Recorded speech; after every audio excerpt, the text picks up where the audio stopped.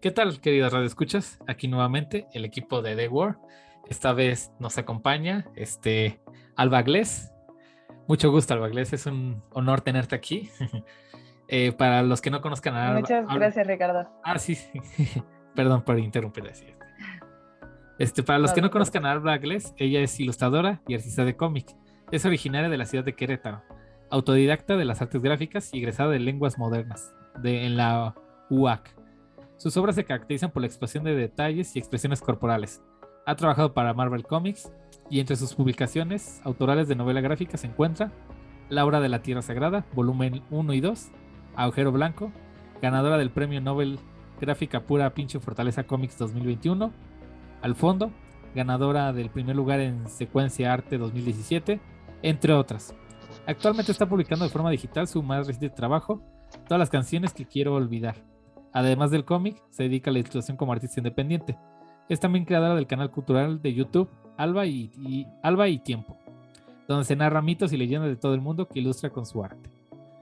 Ahora sí, ¿qué tal ¿Qué tal? Mucho gusto.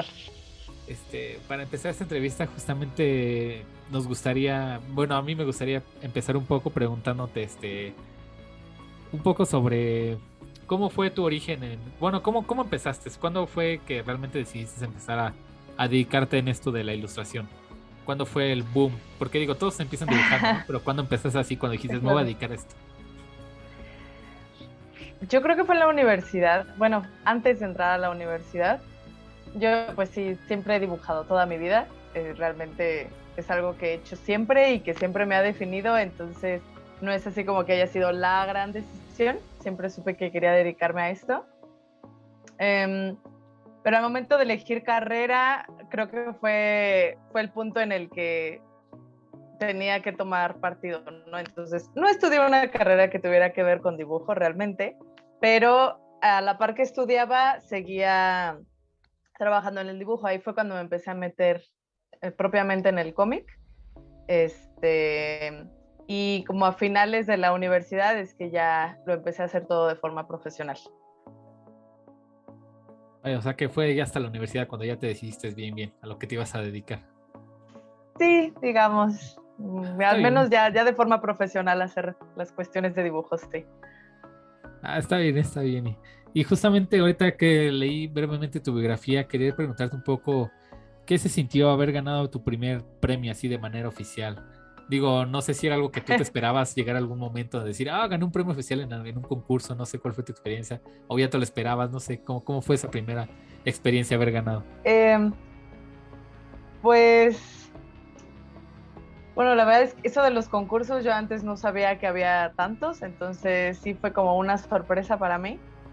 Eh, no sé, bueno, es que digo, ya me ha pasado 2 veces esto de ganar un concurso y creo que lo que sentí fue que me quitaban un peso de encima en ambos casos. O sea, las 2 veces fue como, sí, sí se pudo. Fue más o menos esa la sensación. Fue una bonita experiencia por lo que dices, ¿no? Fue como un peso, bueno, ya Sí, la gané un verdad, concurso, sí. ya. Algo que todos alguna vez Sí. quieren hacer, ¿no? Ganar un concurso escolar. Uf, ya. Más o menos, sí. Y justamente hablando un poco de tu carrera, ¿cómo inició? Bueno, si quieres, no sé si nos podías contar un poco sobre tus cómics, sobre tu trabajo artístico un poco, cómo fue el proceso para la creación de tu primer cómic así, de manera independiente. No sé si nos podías contar un poco de Mm, tu cómic. Sí, tu primer cómic independiente sería el de todas las canciones que quiero olvidar, ¿no? ¿O cuál sería? Porque tienes dos No, cómics, ¿no? Por lo que viste tu perfil, que publicas en Webtoon o no sé cuáles sean. bueno, sí que son propios, así completamente freelance. Son 3. Está Bestial, que es con el que inicié, fue el primerito cómic, así como una fanzine que hice, eh, con una banda de heavy metal de animales antropomórficos. Entonces, solo son 2 números, pero con ese empecé completamente. Fue mi primer cómic independiente. Y después fue el de Laura de la Tierra Sagrada. Ya con ese cómic tengo algunos años, no estoy segura de cuántos, pero esa historia es de esas historias que te van acompañando como que desde la secundaria, no sé. eran personajes que dibujaba en mi libreta cuando estaba en las clases o cosas así. Y fue una historia que escribí, o sea, como para que no se me olvidara todo lo que hacía, la escribí y ya la dejé de lado. Y hasta que estaba en la universidad, tuve la oportunidad de vivir en España un tiempo y no sé por qué durante esa estadía en España regresó muchísimo toda esa historia, los personajes y empezaron a cobrar una apariencia distinta, un significado distinto y la historia se empezó a perfilar ya de forma como un poco más clara, más secuenciada y empezó a torturarme hasta que ya decidí escribirla y fue hasta que entré a trabajar, que ya estaba siendo maestra, me decidí a dibujarla porque me daba un poco de miedo. Yo sentía que mi nivel de dibujo no era lo suficientemente alto para lo que esa historia exigía. Pero bueno, al final dije, nunca va a ser lo suficientemente alto. O sea, siempre voy a encontrarme un pero. Y ya empecé a dibujar la historia de Laura de la Tierra Sagrada. Y esa es la primera, bueno, esa es la novela gráfica más larga que hasta ahorita tengo. Todavía no la termino. Pero sí, con esos, digamos, fue como el cómic independiente más ambicioso que he hecho. Vaya, entonces ese ha sido como el primer cómic así que has trabajado durante más años, ¿no? De manera más así como Sí, más centrada. sí, definitivamente. Y el de todas las canciones que quiero olvidar, ¿ese fue el que pensaste en España o ese cuál fue? ¿Esa es la historia No, desde cuándo ya la tenías? la que estoy publicando actualmente en Webtoons, que es Todas las canciones que quiero olvidar, esa apenas tiene un año de existencia. Entonces es chiquita, es bebecita esta historia. O sea, la empecé hace un año y actualmente la estoy publicando quincenalmente online. Pero sí, esa es más reciente. Y de ese cómic, el que estás publicando actualmente, ¿cómo surgió la idea? ¿Esa idea fue también apenas reciente o ya la tenías desde hace años ahí escondida, pero todavía no desarrollada totalmente? Y dijiste, no, pues tal vez la Pues trabaje. es un poco de ambas. Realmente esa historia se desglosa un poquito del cómic de Laura. El protagonista es un personaje que aparece en el cómic de Laura, pero en esta historia de Todas las canciones que quiero olvidar, él es el protagonista y él tiene su propia historia que ya es muy diferente. No necesitas haber leído el cómic de Laura para entender esta historia realmente. Pero hasta hace un año como que entendí la historia completa de este personaje y fue que empecé a dibujarlo. O sea, fue como muy, muy, muy exigente la historia y no quería dejarla pasar. Entonces dije, pues ya, es ahora o nunca. Y le empecé a dibujar. Y justamente aprovechando que tenemos un artista, justamente quería preguntarte, porque esa es una pregunta que le hacemos a todos los artistas, ¿cómo es tu proceso creativo a la hora de crear personajes? ¿Cómo llevas ese proceso cuando te imaginas un personaje, él crea su personalidad, su historia? ¿Cómo llevas ese proceso creativo? ¿Cómo lo llevas tú? Ay, es una pregunta difícil porque siempre es diferente con cada personaje. Casi siempre, bueno, yo siento que a mí los personajes me encuentran.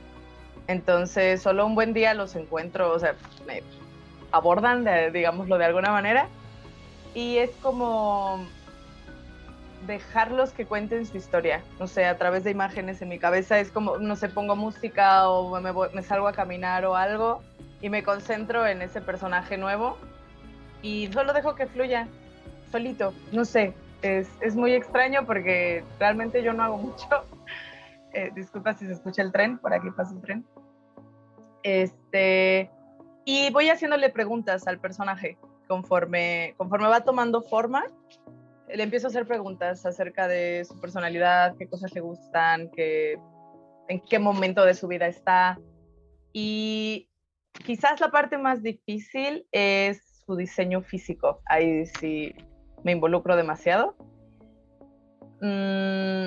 Suelo hacer como varios bocetos sin terminar, solo trazo en una hoja X que no vaya a querer guardar después.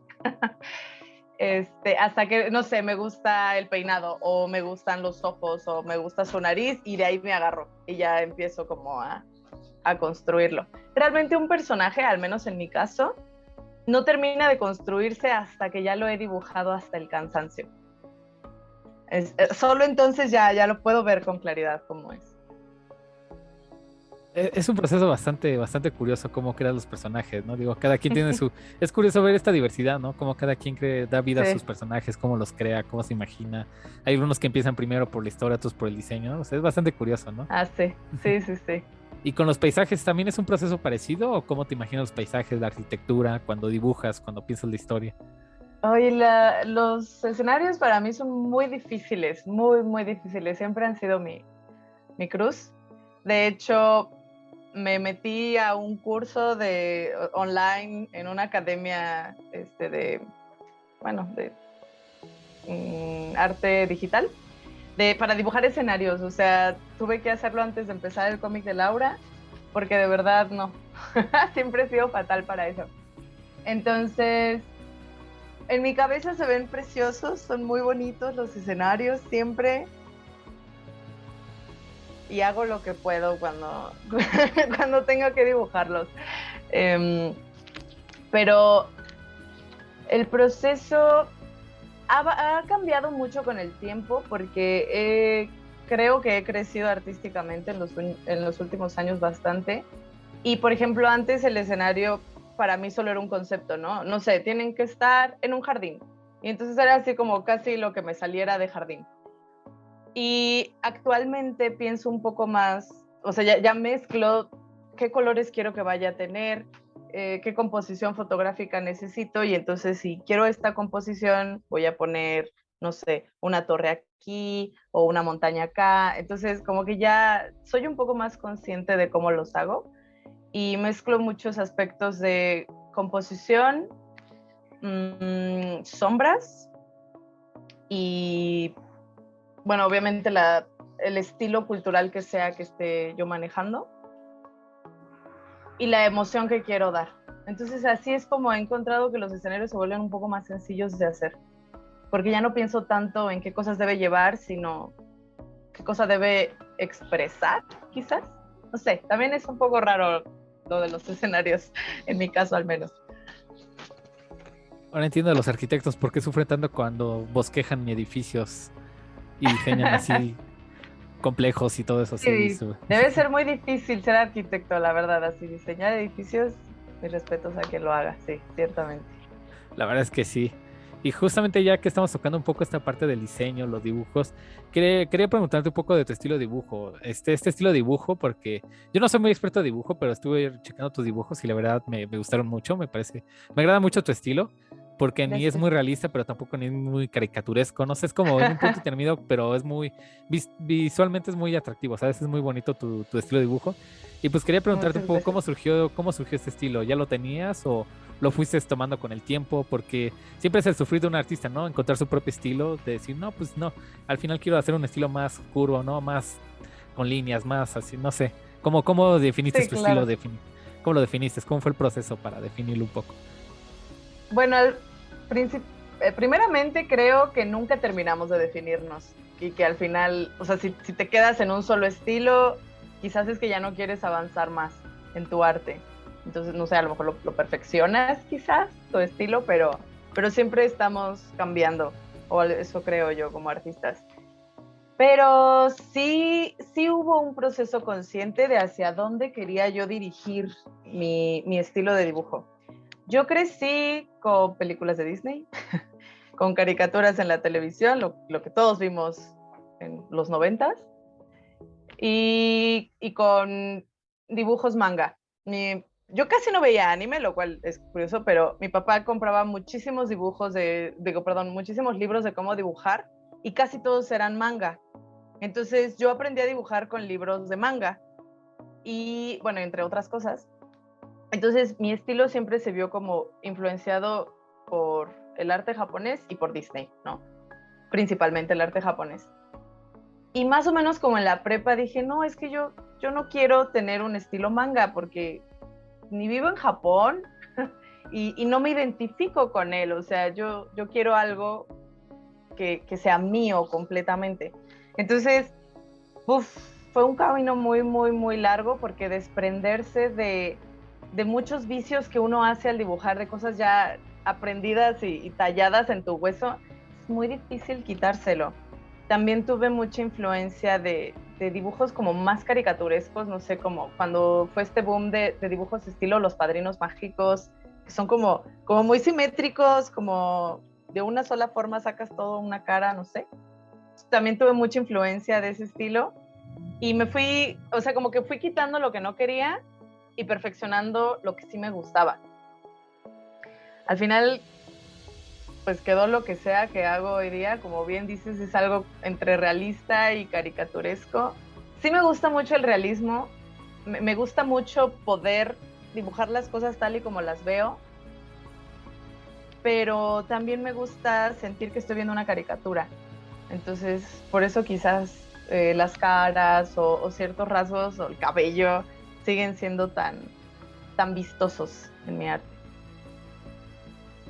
Sí, justamente es algo interesante que definas eso, ¿no? Porque siempre los artistas se van actualizando, ¿no? Van evolucionando con el pasar de los años, ¿no? No es uno mismo cuando hace 15 años como ahorita ya con 20 o 30, ¿no? Sí, Sí, tienes exacto. bastante razón en ese sentido, ¿no?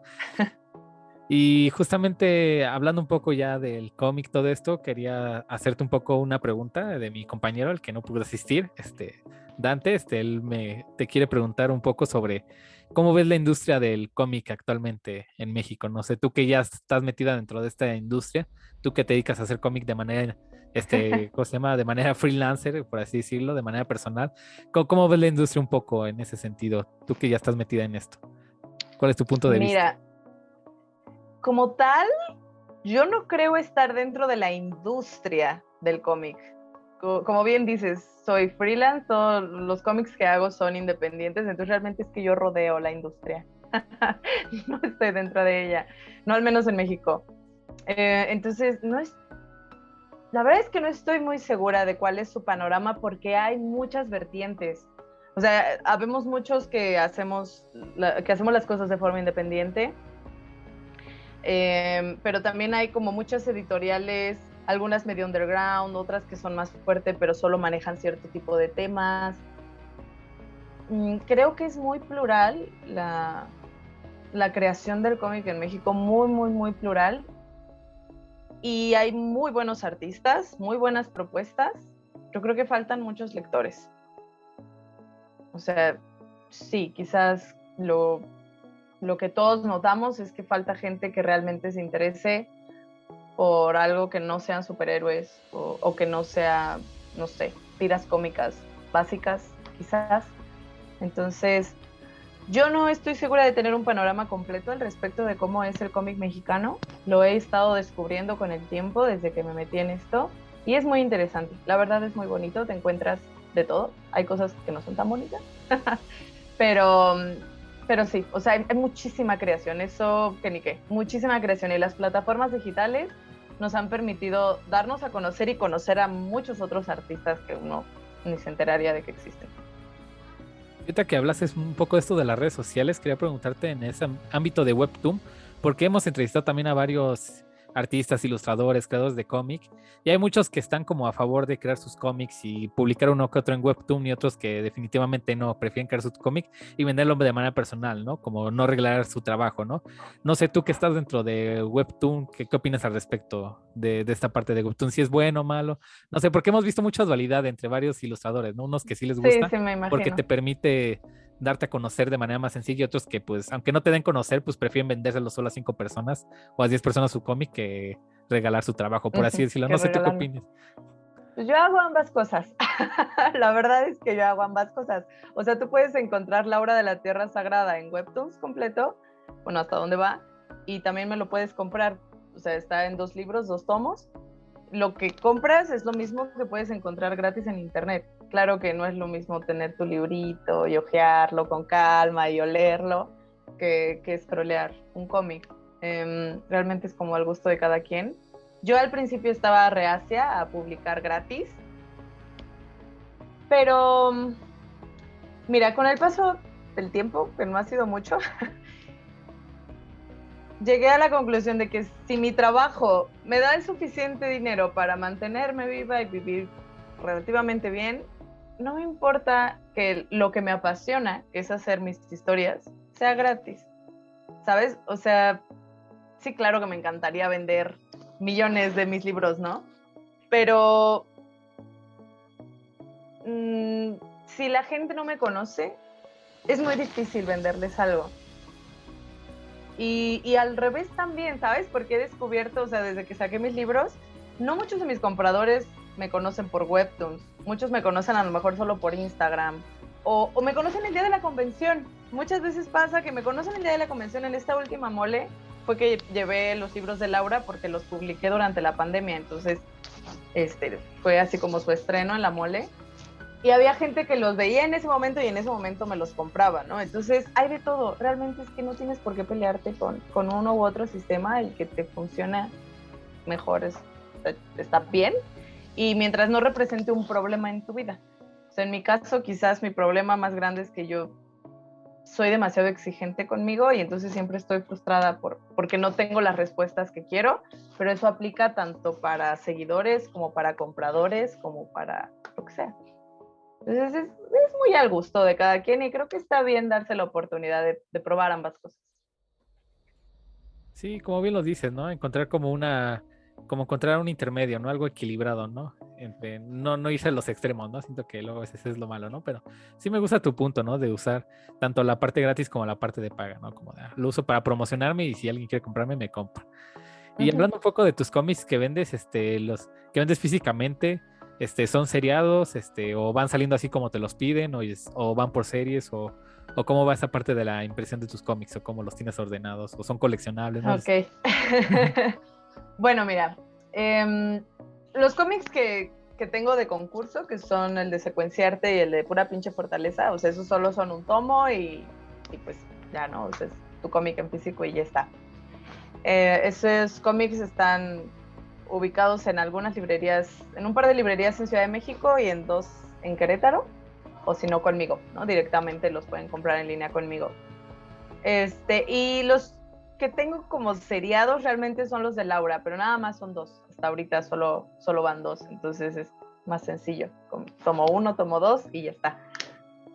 Pero sí, o sea, por ejemplo, el que he hecho seriado es Laura, ¿no? O sea, todos los demás han sido como solo un one shot.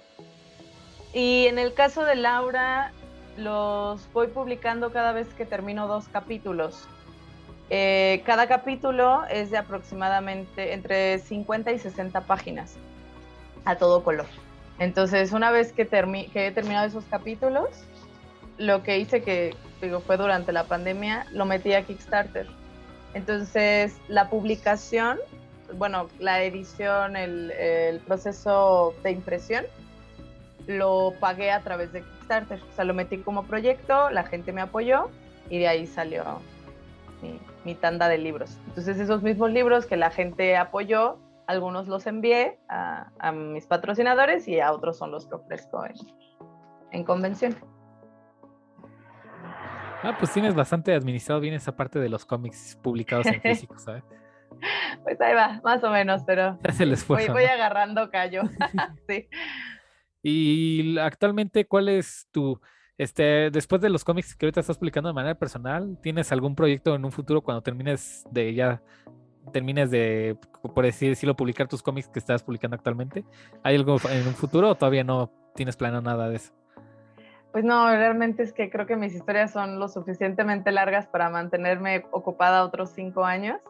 Y lo que vaya surgiendo, o sea, lo eventual. Me han contratado para cómics chiquitos, así, bueno, cortos, y eso es como sin planearlo, ¿no? Entonces sale y ya está, o mi trabajo freelance como ilustradora es pues lo que va saliendo realmente, pero como proyectos personales, de momento estoy entregada a mis 2 historias, de la de Laura y la de todas las canciones que quiero olvidar. Ya con esos tengo para un rato. Ya después veré en qué va mi vida y qué cosa me inspira para hacer otra cosa. Porque todavía tenemos, Laura, para un ratote más. Sí. Y que ahora que quería preguntarte un poco, pasando esta parte de tu canal de YouTube, que me sorprende que tengas canal de YouTube porque pues digo, es que por lo que hemos visto en varios artistas, varios ilustradores, es que luego el problema es el tiempo, luego a veces te están rodeados tanto de tiempo que luego no les da tiempo de hacer otra cosa, ¿no? Y cuando vi que tenías canal de YouTube y te dedicabas a contar, relatar mitos, fue como, caray, es la primera vez que conozco un ilustrador que no sufre de tiempo y que se la pasa dibujando todo el día, no sé, cuéntanos un poco de eso del Mira, canal. mi canal se llama Alba y Tiempo y actualmente solo hay Alba y no hay tiempo. No, yo ya soy de esos ilustradores que no tienen tiempo para hacer canal de YouTube. No, ese canal lo hice mientras fui maestra. No me acuerdo cuándo nació. Creo que fue en 2016 más o menos ese canal que lo saqué. Y duró 4 años. Realmente ya no he vuelto a subir videos. Sí, fue muy triste, pero ya se me acabó la cabeza y todo. De hecho, sí, tuve quien me ayudara a investigar, porque antes yo hacía absolutamente todo, ¿no? O sea, la investigación, me aventaba todas las lecturas que podía, buscaba aquí y allá, y luego es aprendértelo, hacer tu resumen, ensayarlo, grabarlo, editarlo, hacerle dibujitos, porque aparte también le ponía dibujos. Y es muchísimo trabajo, aun cuando tuve ayuda ya en los últimos videos para la investigación, es mucho trabajo. Entonces tuve que decidir, o sea, al final, qué cosa me apasiona más o qué cosa me inspira más, y ganó el cómic. Entonces, sí, allí está el canal de YouTube, tú puedes ir a verlo y pueden ver los videos, pero ya hace mucho que no subo. Sí. Pero entonces, ¿cómo surgió? Bueno, sé que ya no subes videos ni nada, pero entonces, ¿cómo surgió la idea de hacer el canal, de contar los mitos, toda esa parte de decir, pues ahora quiero dedicarme brevemente a contar mitología un poco de todo esto? ¿Cómo surgió la idea? Sé que ya murió el canal, por así decirlo, o quién sabe, pero pues, no, pero me gustaría saber un más poco o menos la historia detrás, ¿no? Sí, claro. Bueno, fue a raíz de ser maestra, descubrí que, bueno, yo era maestra de literatura en prepa. Y me gustaba muchísimo la parte de contarle historias a mis alumnos. Y a ellos también, al parecer, les gustaba cuando era como día de contarles historias. No siempre pasaba, pero de repente ocurría. Y me gustaba mucho, bastante. La parte de ser maestra no me encantaba tanto, porque es también un trabajo exhaustivo y ya no me quedaba energía para nada más después. Y pasó que en una de las actividades que yo les hacía a mis alumnitos de prepa, les diseñé un juego de mesa. Yo no sé, o sea, no sé por qué les diseñé un juego de mesa, pero así estaba súper elaborado y era de mitología, era para aprender mitología de 5 culturas diferentes, creo que serán 5. Y me puse a hacer toda mi investigación, mis tablitas, y hacía como equivalencias de dioses, ¿no? O sea, como los dioses del rayo en estas 5 culturas, o los dioses del amor en estas 5 culturas. Y les hice los dibujitos y tal, y entonces ya diseñé todo mi juego y los puse a jugarlo. Se los imprimí, así, imprimí varios juegos de mesa y todo. Y vi que les gustó muchísimo. Entonces, como que todo este trabajo, que fue un trabajo colosal que nadie me pagó, por supuesto, lo hice por puro amor, que fue hacer el diseño de este juego, y aunado a la parte de que me gustaba contar historias y que me encanta la mitología, lo platiqué con mi hermana alguna vez y ella fue la que me dio la idea de hacer un canal. Se dice, bueno, o sea, si lo que te gusta es contar mitos y dibujarlos, pues haz un canal de YouTube y entonces ya es como si fueras maestra sin todas las penurias que implica el ser maestra, ¿no? Y ya, o sea, fue así como surgió, mezclando varias cosas que me gustaban, y mi hermana fue quien me ayudó a aterrizarlo. Y sí, o sea, durante un tiempo lo llevé bastante bien, era muy entretenido, aprendí muchísimas cosas que no sabía, claro, porque había historias que pues no tenía idea de que existían y era darme a la tarea de buscarlas. Fue muy divertido, la verdad es que sí, fue una época muy bonita. Lamento mucho que se haya terminado porque sí era enriquecedora, la verdad. ¿Y los diseños del canal tú los hacías? Digo, las miniaturas y todo. Sí, todo. Y todos los dibujos, por supuesto. Digo, no le ponía tantos, cada video tenía 1 o 2 dibujos, pero sí, también los hacía yo. Y para los dibujos te inspirabas en base a los mitos que leías y todo eso, ¿no? Las historias, Sí, todo eso. ¿Sí era complicado imaginarte? Pues era complicado cuando no había ninguna referencia. porque procuraba basarme lo más posible en la imagen más popular de ese mito, o sea, no sé, alguna escultura, alguna pintura, como las características centrales que hubiera, pero había historias, leyendas que a lo mejor no tenían una representación pictórica oficial. Quizás esos eran los más difíciles, pero la verdad no tanto, porque cuando trabajas con ese tipo de historias que implican una cultura, una época, como características muy fijas, tienes muchísimas referencias. Aunque no tengas como tal la imagen en la que te vas a basar, puedes buscar muchas referencias ya solo con pensar en la cultura y en la época. Realmente no era tan difícil hacerlo. Llevaba tiempo, eso sí, mucho tiempo, pero no era tan complicado. Sí, eso no lo voy a negar. Supongo que el dibujo sí lleva bastante tiempo. Lástima que soy mal dibujante, pero sí tengo entendido que sí es complicado, ¿sabes? Un poco, Y, sí.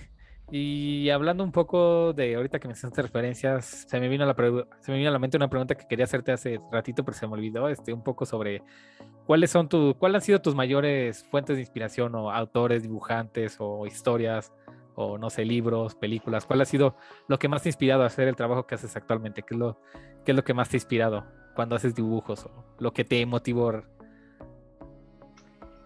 Uf, bueno, supongo que son muchísimas cosas, muchísimas.